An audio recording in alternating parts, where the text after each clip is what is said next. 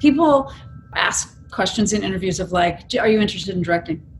And I would say, no, I'm not a director. When I read a script, I do not imagine where the camera is. I don't see it in those pictures. I'm like feeling the inner workings of this person, the push and the pull, the power dynamics, the whether I'm high or low status. So I've got all of that going, and that's what I bring. And the director brings something else, but hopefully there's a meeting place in the middle where we can keep reminding each other of important things. Filmmaker Magazine presents Back to One with Peter Rinaldi. Mireille Enos is an actor. She sat down with me in cyberspace to talk about the work. After all of the business of getting the role is over, and you're just alone and have to begin the process of inhabiting the character, is there a first step that you typically take to initiate that process? Well, usually it starts even when I just start reading.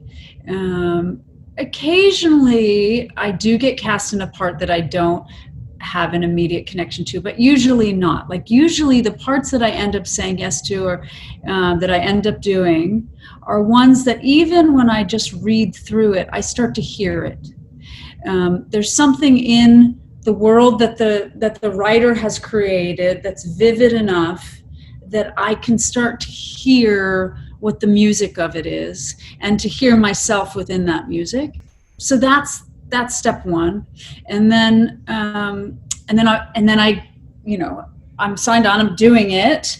And so then I just keep reading. At the beginning, I just keep reading. And while I'm reading, I'm thinking about given circumstance, I'm thinking about context, I'm thinking about the world that this person is living in and also the world that this person comes from. And are those things similar or are they disparate? Are they in a kind of alien territory or are they at home?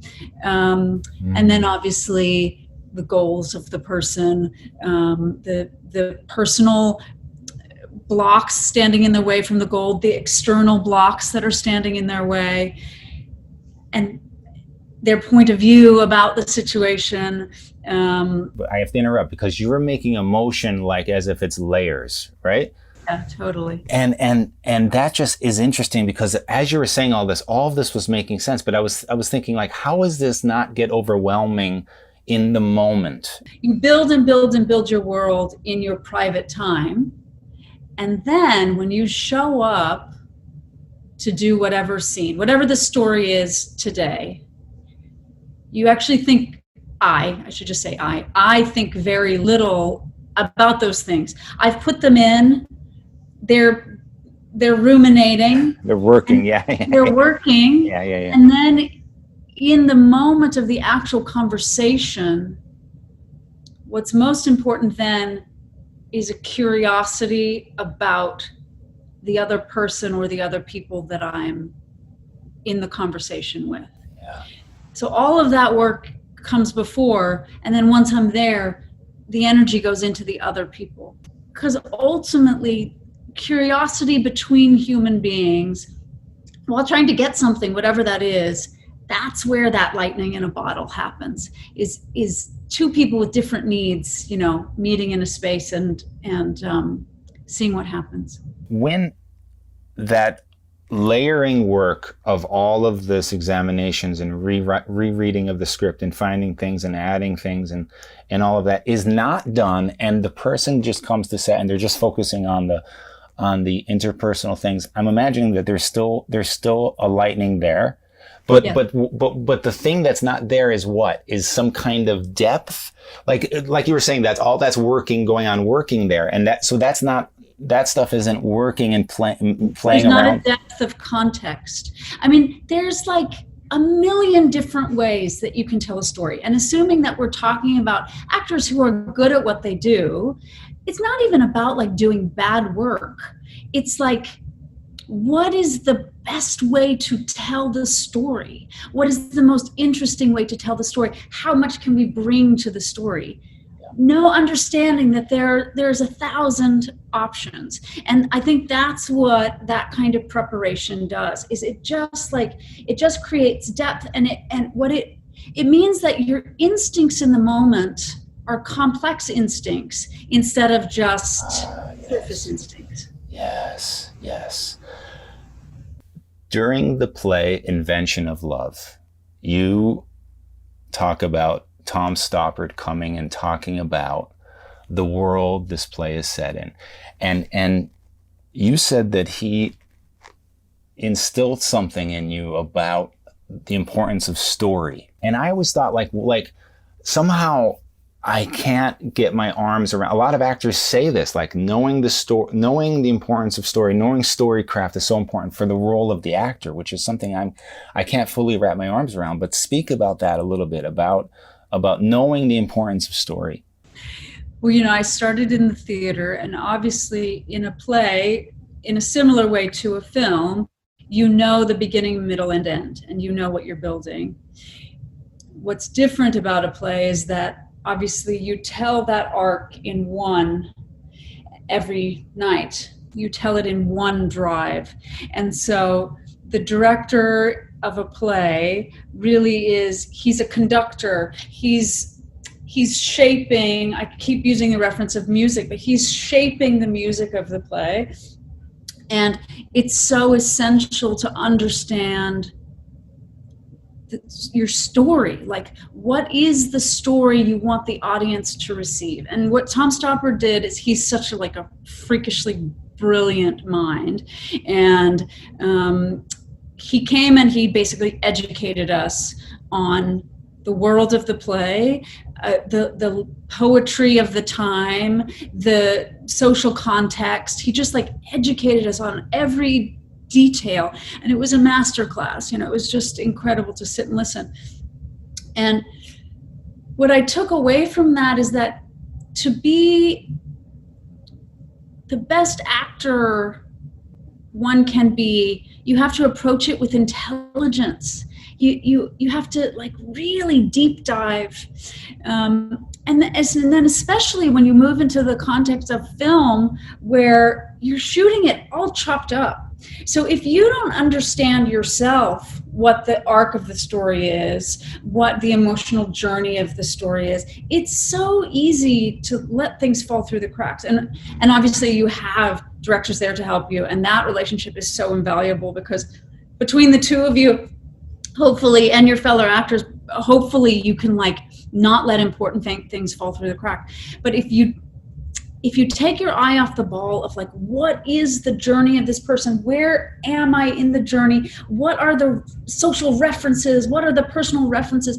It's too easy to let important things fall through the crack. And then, the editing process is complicated anyway, but it's so, frustrating to sit and watch the final product and to see a scene and be like, oh no, that very important thing that didn't get told, that didn't get captured because I wasn't thinking, I was being lazy.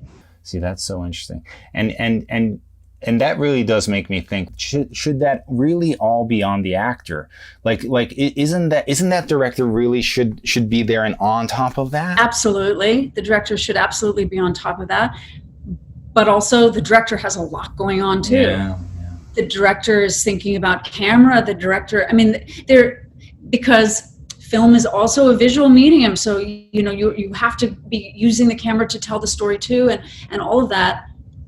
So it is the director's job too, because it's a director's medium. They are ultimately creating the story that they want to go out into the world. But it's the actor's job to think about the minutiae of personal detail that the director may not even have insight into. People ask questions in interviews of are you interested in directing? And I always say, no, I'm not a director. When I read a script, I do not imagine where the camera is. I don't see it in those pictures. I'm feeling the inner workings of this person, the push and the pull, the power dynamics, whether I'm high or low status. So I've got all of that going.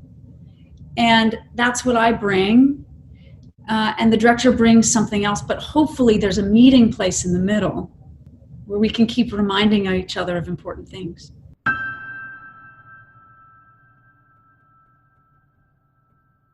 When you were speaking about your character, Marissa, on Hannah, you were talking about how, I just want to read this quote actually.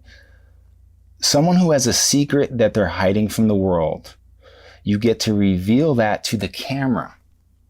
That's the beauty of film work. The camera is your secret counterpart that you get to reveal yourself to. And I as I heard you say that, I was picturing moments in films where I'm seeing that happen. Like I'm seeing an actor do that. And right after that thought came a thought like, this could have been really bad.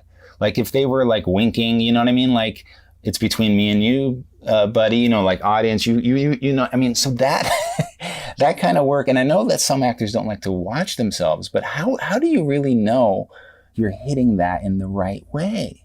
I think all of us have a self that we present to the world and different versions of ourself that we present in different contexts. And then we all have the self who we are in our most private moments. And I know I talk to myself sometimes, you know, if I'm trying to work something out and I'm on my own, sometimes it's just internal monologue, but sometimes it's out loud as well. And I think there's a feeling that I have, and I wonder if other people have it too, that when you are working out something, even in private, that you're still sharing it. You're sharing it with another version of yourself, or you're sharing it with a person you wish was there, that you could, you know, and so there's still an exchange happening with the universe, and that exchange gets to happen in a very private way with the camera, because that is the other person in the room. And it lets the audience in, lets the audience be that other person that is witness to a character's most private moments. And especially when you're playing a character who's deeply private in life, like we were talking about Sarah Linden, she didn't share with any of the actual humans in the story. So if I had only played that, and if I had been guarded with the camera as well, then the audience would have had no way in. Yes. And they wouldn't have loved her, they wouldn't have cared, they wouldn't have rooted for her in the same way. That's interesting. And let's talk about Sarah Linden for a second from The Killing.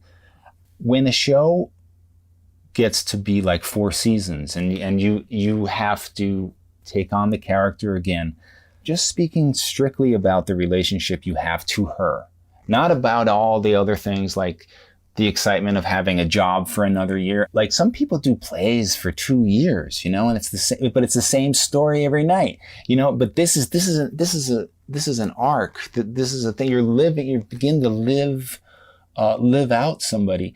Does that get to be tiring, or does the expanse of those stories of this person get to be exciting? And do you think about that when like Hannah gets to be season 2 and you're like, how does that relationship enrich, you know, between you and the character as the seasons go on? Well, that depends entirely on how excellent the writing is.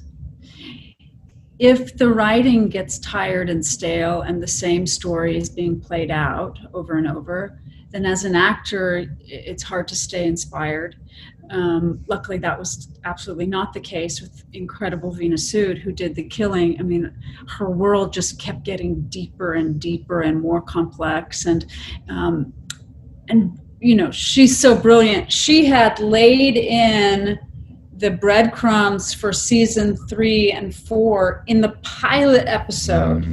Like there's a scene between Joel and I where he first comes in and there's a case file open and there's like a you know 10-second reference to something he sees in the case file, and I like close it and tuck it away, and that's the seed for season 3. So she's so meticulous and she understood her world so well, and she just kept digging and digging and digging deeper.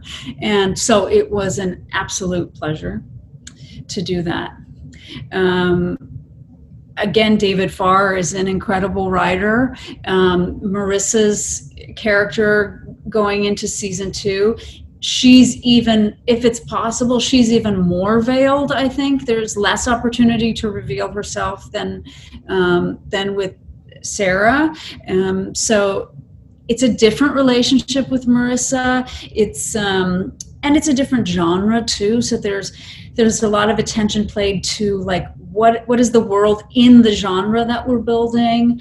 And from the first season, which was so much more about the mythology of these 3 people and where they came from, and then season 2 just blew like wide open. So it's like, oh, this is a different kind of story we're telling now. So that's interesting. That's an interesting puzzle of like, how do you keep the through line of character when the world has shifted? What's being asked of you, like what you're a part of it has shifted slightly. So anyway, in my experience, I've had, I haven't ever reached a point where I'm like, it's a drag to go to work, because I've worked with such wonderful writers and directors. I've heard you say there have been a number of times where you went into an audition, or maybe it was after an audition, and you felt like, I got that. Like it wasn't even a, like you rallying yourself up. It was a knowledge or an awareness, a magical awareness. I'm sure there's some people, they don't like this kind of thinking. I do. I think that there's something about that in relation to acting. I really do. I think that there's some, but I wanted to know if you do, and I wanted to know if there was other times just in your work where you connected to that magic or whatever that is, and where you felt that. And I don't mean a magic that's between people in a good scene. I mean, that's for sure. Like you said, lightning in a bottle. I'm talking about some other kind of thing where like you're connecting in some weird way. Well, I mean, that kind of magical knowledge, actually, there are a few times when it was before auditioning. It was reading the script, and it happened when Who's Afraid of Virginia Woolf was coming to Broadway, and I knew I had an audition, and there was just this like larger sense of, this is the door you're going to walk through. And of course you take it with a grain of salt because maybe you're crazy, but I wasn't. And then that was a big, huge step in my journey. It happened as well with The Killing. Even though I read it and I was like, this is my world. And then I had 3 auditions, and then I didn't hear anything for 2 months. And then I was brought back in. But then ultimately, it was true that it was my world I was supposed to step into. It also happened, I mean, so insanely with World War Z. Like, why would I ever feel magic about like being Brad Pitt's wife in this massive like tentpole like zombie? It's so random. And I was shooting season 1 of The Killing. My baby was like 9 months old. My husband was 12 hours a day in the trailer with her while I was nursing and like running back and forth. I got this audition. We shot it on my husband's iPhone in the middle of the night after like a full day of work. And there was just something in the room while shooting it. And then I like was looking through takes and sent it off and slept 2 hours and got up to go back to work. And normally those things go into the ether and you never hear about them again. But I wasn't wrong that was a world I was going to step into. And I don't have an explanation for it, except that I think intuition is powerful. I think when you're an actor, it's very important to be open to that kind of intuition and instinct and impulse, from like tiny intimate moments and scenes to that bigger thing of, if I'm building a career and there's some sense of order to it, what are the important doors to walk through? And just like keeping yourself kind of open to that, because you get sent a lot of scripts, you get sent a lot of stuff which you can do or not do, and it'll be neither here nor there, but there are some that are going to be important, either just like personally or for your career or in a bigger context. I think staying in touch with your intuition can only be helpful. Especially in times like this, when we're in quarantine and we're nobody's working, nobody's doing creative work. I feel most bad for people like musicians and actors and especially I can almost cry when I think of people that were just going into their first plays that got cast. It's devastating. It's just so awful. But is there something you do to feed your, what I like to call your inner actor, when you're not working? Sure, but I mean, that's one of the things I love about being an actor, is that anything you do that feeds yourself feeds your inner artist, because actors need to be sponges for the world. So if I read a book, if I'm homeschooling my children and I'm having to like relearn third grade math, if I'm doing random like Pilates workouts, cobbling together that, if I'm like painstakingly practicing my scales on the piano. You can see we have we got a digital piano here in our little quarantine house, and I'm taking virtual piano lessons with my daughter's teacher. Anything you do to stretch yourself is adding to the pot. How do those things nutriently add to your work as an actor? Because your work as an actor is to stand in other people's shoes, is to understand people in different contexts. And so, like I feel like one of my biggest jobs as a parent is to teach empathy. And I think that's one of the biggest jobs as an actor, is to feel empathy for the people that you're inhabiting. And so like my daughter, who was feeling restless and frustrated, and rightly so, she missed her friends, she loves being in school, she couldn't be in school. And so we talked about different contexts in which people have had to quarantine during World War II, when people were hiding in closet science rooms for 2 years, to imagine how other people might have felt is also work as an actor. You're just keeping it all alive. And so if I feel frustrated, if I feel whatever, if I remember to have empathy for those whose context is the same or harder than mine, then that's building myself as a person, which is building myself as an actor. Mireille Enos, thank you so much. My pleasure. Back to One is a production of Filmmaker Magazine, which is a publication of IFP, the Independent Filmmaker Project. Listen to back episodes of this podcast at filmmakermagazine.com or wherever you get your podcasts.